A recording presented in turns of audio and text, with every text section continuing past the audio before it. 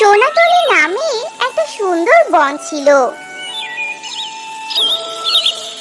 সেই বনে এক মিচকে শিয়াল তার দুই বউ শেফা শিয়ালিনী ও রূপা শিয়ালিনীকে নিয়ে বাস করত। মিচকে শিয়াল একজন রিকশা চালক ছিল। রিকশা চালিয়ে তার সংসার চালাতো।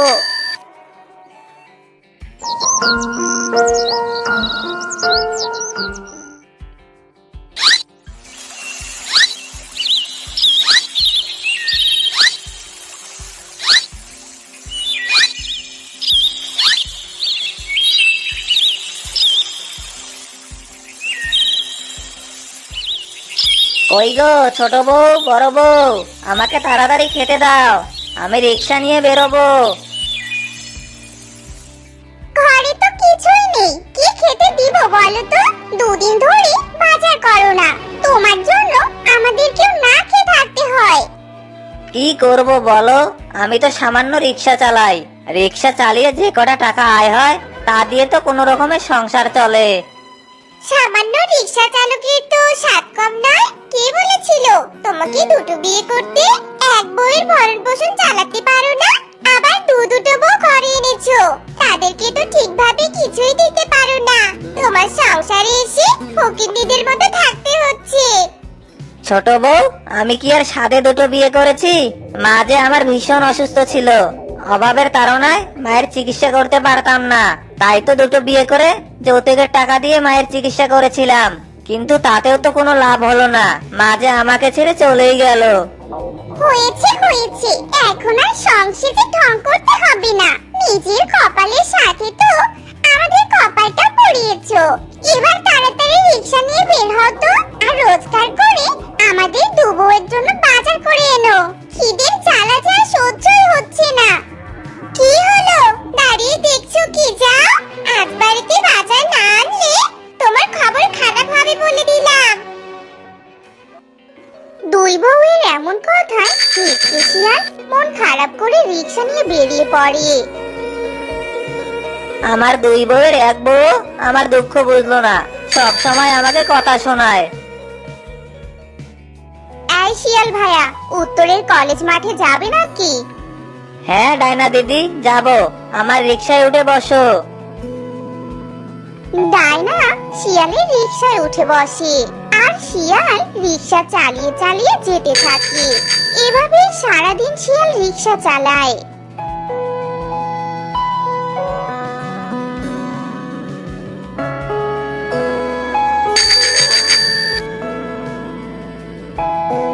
বড় বউ, ছোট বউ, এই যে বাজার এনেছি।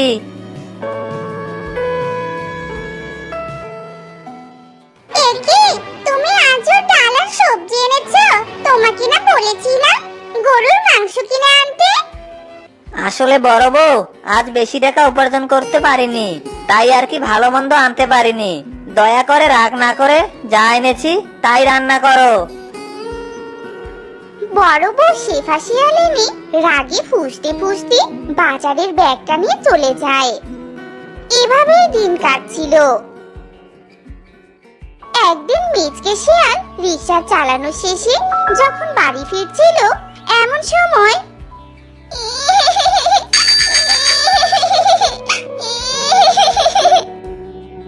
আরে আরে, মনে হচ্ছে কোনো বাচ্চার আওয়াজ পেলাম। এই সন্ধ্যাবেলা আবার বাচ্চা আসবে কোথা থেকে? দেখি তো আশেপাশে ঘুরে।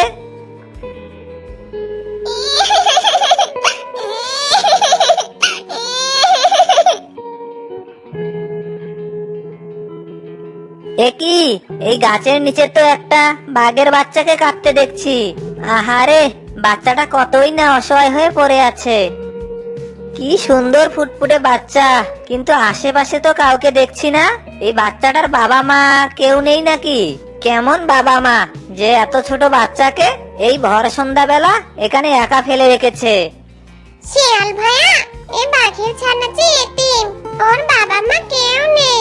আজ সকালবেলা শুনলাম এক সিংহের সাথে ওর বাবা মা লড়াই করতে গিয়ে নাকি মারা গেছে। কিন্তু আমি গরিব হওয়ার জন্য ছানাটিকে নিজের কাছে রাখতে পারিনি। নিজেই তো চলতে পারি না, আবার ওকে কি খাওয়াবো বলো? কি বলছো হরিণ দিদি? এই বাঘের বাচ্চাটা এতিম? আহারে, এত ছোট্ট বয়সে বাবা মাকে হারিয়ে ফেললো। ঠিক আছে, তাহলে আজ থেকে এই এতিম বাচ্চাটার দায়িত্ব আমি নিলাম। আজ থেকে আমি ওর বাবা। মারে, চল আমার সাথে আমার বাড়িতে।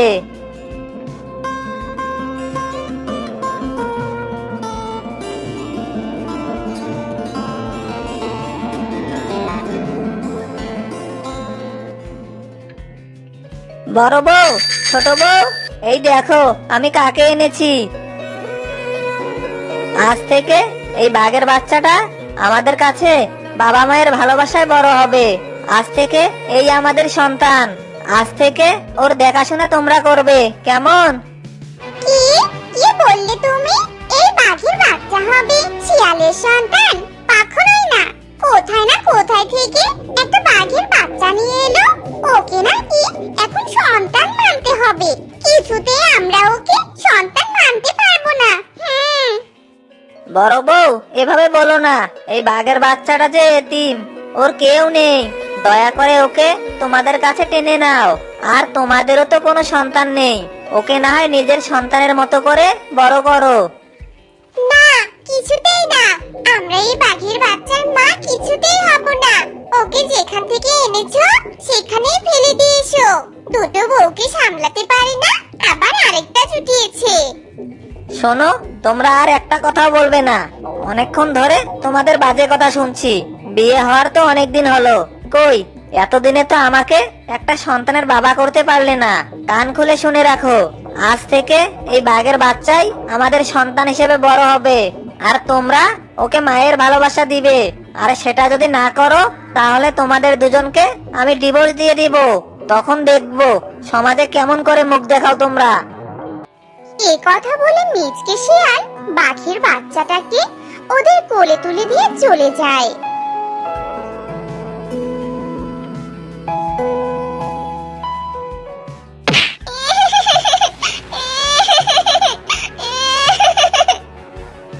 কি ভেবেছিস তোকে আমরা মায়ের ভালোবাসা দিব? কখনোই না। তোকে আমরা এই বাড়ির কাজের মেয়ে করে রাখবো।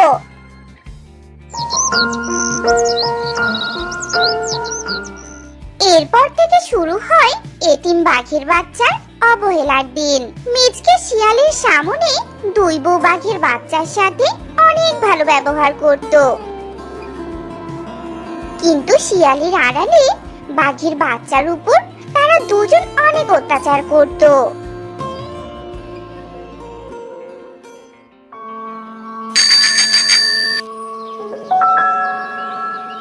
কই রে আমার বেনিমা, এদিকে আয়। এই দেখ তোর বাবা তোর জন্য কি এনেছে। বাবা, তুমি আমার জন্য এতগুলো খেলনা এনেছো? হ্যাঁ রে মা, এনেছি। দেখ দেখ কত খেলনা। আজ থেকে তুই এই খেলনা দিয়ে খেলবি।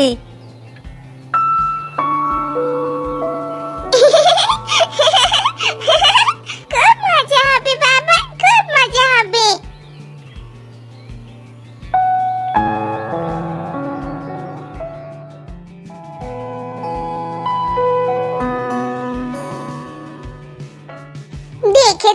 দেখেছিস রূপা? দেখ আমাদের স্বামীর কাণ্ড দেখ। কুড়িয়ে পাওয়া এতিম বাচ্চাটার জন্য কত দামি দামি খেলনা এনেছে। হ্যাঁ, তাই তো দেখছি।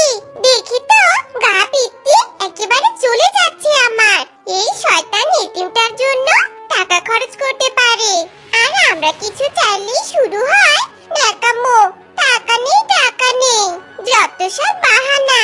দাঁড়া, আজ ওর খেলনা আমি ভেঙে দিব।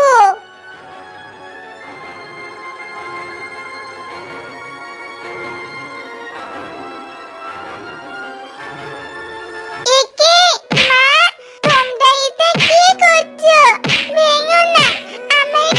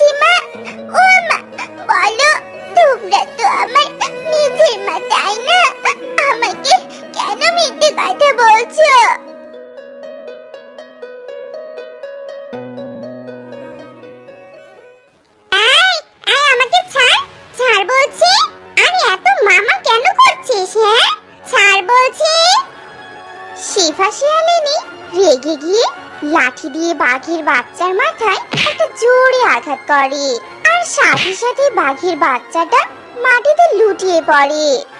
মা, মা, মা, আমাকে আমাকে বাঁচাও, মা। শেফা দিদি, বাচ্চাটা তো আর শ্বাস নিচ্ছে না, মনে হয় মরে গেছে। এদিকে লাঠির আঘাতে তো ওর মাথা দিয়ে রক্ত ঝরছে। হায় হায় রূপা, এটা আমি রাগের বশে কি করলাম রে? বাচ্চা মেয়েটাকে এভাবে মেরে ফেললাম।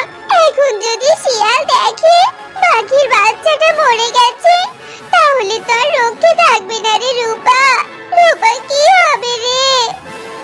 শেফা দিদি, বাঁচতে চাইলে চলো এক্ষুনি বাঘের বাচ্চাটাকে বস্তায় ঢুকিয়ে নদীতে ফেলে দিয়ে আসি, নয়তো তোমারও রক্ষা থাকবে না আর আমারও। যেই ভাবা তারা সেই কাজ করে। এদিকে কিছুক্ষণ পর মিচকে শিয়াল চলে আসে। এ কি, তোমরা দুই বউ মিলে বস্তায় করে কি নিয়ে যাচ্ছ? কই, কিছু না তো। কিছু না মানে? বস্তায় দেখছি রক্তের দাগ লেগে আছে, দেখি বের করো তো বস্তায় কি আছে দেখি। এরপর শিয়াল বস্তাটা কেড়ে নিয়ে বস্তার মুখ খুলে বাঘের বাচ্চাটাকে বের করে। হায় হায়, এটা তো আমার বেনিমা। বেনিমা ওঠ, তোর কি হয়েছে মা? কি রে, এ কি, বেনিমা মরে গেছে?